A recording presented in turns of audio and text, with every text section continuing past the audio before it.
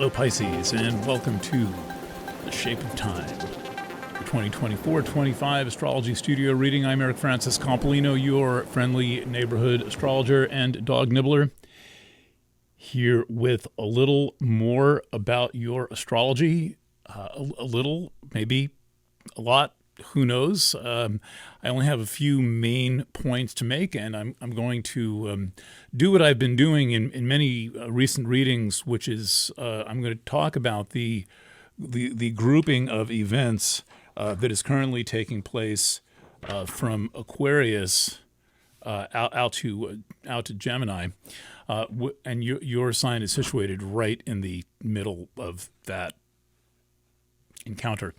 And also mention a few things I have not talked about. We are including the Eye of the Centaur for Pisces reading. There's a lot of readings. The Eye of the Centaur for Pisces reading, we'll put that on your delivery page because there's things in there that are essential to this reading that I am not going to remember that I said and really actually shouldn't say twice, because you never say it quite the same the second time. And just a quick look at where we are at today in the shape of time. There are two things going on. I'm talking to you at 10:28 a.m. on Friday, 2 days ahead of the new moon, 2 days ahead of my 60th birthday. So I am one of your fellow fish. As I speak, probably still Gemini rising. That was an hour ago, so yes, it is still Gemini rising. And we can see there's a Moon-Venus conjunction coming. The way you can see that is the moon is right near Venus, but the moon's number is lower than Venus, and we know that the moon moves faster than Venus. That means that later on today there's going to be a Moon-Venus conjunction. It's always a good idea to look at the chart for the time that you're doing the reading. So hence I'm doing this, and don't worry about what things mean first. It's just better to concern yourself with what they are. Once you have a concept of what they are, the meaning comes in. And it's not quite as anarchistic as everything means whatever it means to you, but it is true that everything means whatever it means to you within the context of the parameters of astrology, which are pretty wide and loose. So Moon-Venus conjunction in Aquarius, that is friendly, and looks like it's a good time to be with friends. Another thing happening today that Sally Brompton, my favorite sun sign horoscope columnist, thought was positively spectacular was that there's right now going on a conjunction of Mercury and Neptune. Mercury is ahead of Neptune, the number's lower, moves faster than Neptune, obviously. And so with a lower number moving faster, we know that Mercury is making its approach to Neptune. That happens a few times a year, but it happens all over the place. Well, no, can only happen once a year, actually. And therefore it'll happen in Pisces approximately once a year. But it's happening today during your birthday season. So that's somewhat variable. That can slip and slide. But we've got two conjunctions going on right now while I'm doing this reading. Conjunctions are the beginning of cycles, and all of the astrology that we are looking at for this time in our lives is about the beginning of cycles. There are a lot of conjunctions coming up.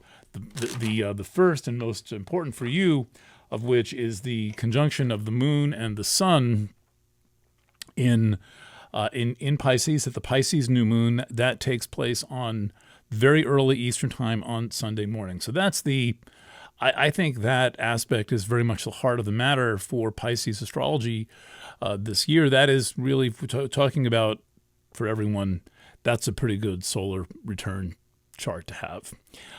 It is. I discovered yesterday that this conjunction is conjunct Terawaya Haka something from Iroquois mythology.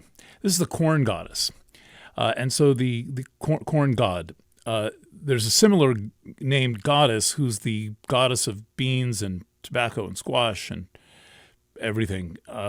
But the actual conjunction to a trans-Neptunian object orbiting our sun, a classical Kuiper object with an approximately 300-year orbit, I think 292, is this Iroquois corn god who feeds the people, who's the god of maize. He's the good son who who descended and incarnated on earth, the good son of the one creator, the great spirit.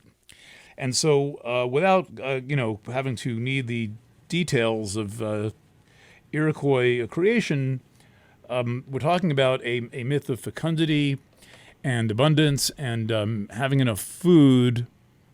And as I used to think that Paul Simon said in one of his, I'll think of which song this is, but I used to think he said, food is the bottom line for everyone. What he actually was saying is truth is the bottom line for everyone. But I think my friend Paul Simon was being way idealistic, and I personally don't think that the truth is the bottom line for nearly anyone. I would encourage it to be the bottom line for you, but food definitely the bottom line, and with the new moon on Sunday conjunct the god of food, Native American, you can count on there being food.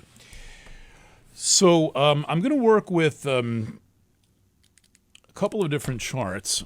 One of them is, of course, going to be the chart for the Aries solar eclipse coming up in 1 month. 1 month from today, in fact. There's going to be a great shadow cast diagonally, basically from Mexico and West Texas, clear up through New England and southeastern Canada. If you're within 500 miles of that thing, a day or two drive, go for it. It is very, very rare to be in the path of totality of a total solar eclipse. They happen like over the Indian Ocean, or they happen over China, or have one over Antarctica or something like this. Here we have one that's kind of like a Grubhub coming right to us.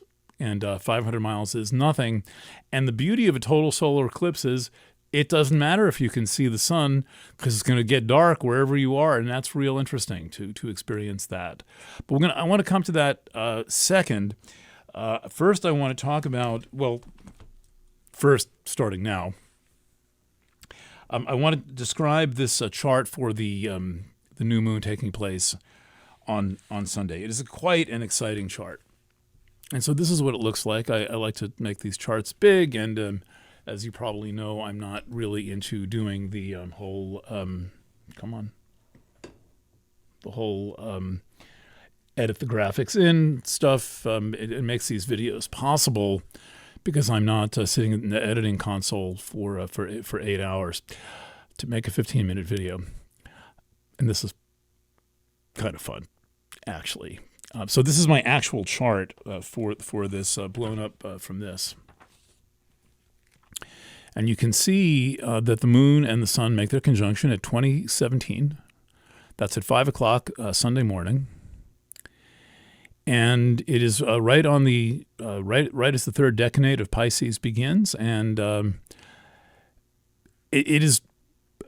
All I can say is that it's a really lovely new moon chart, and one of the reasons why it is so is because it is talking to this conjunction taking place in Taurus, and the Earth signs are all very important.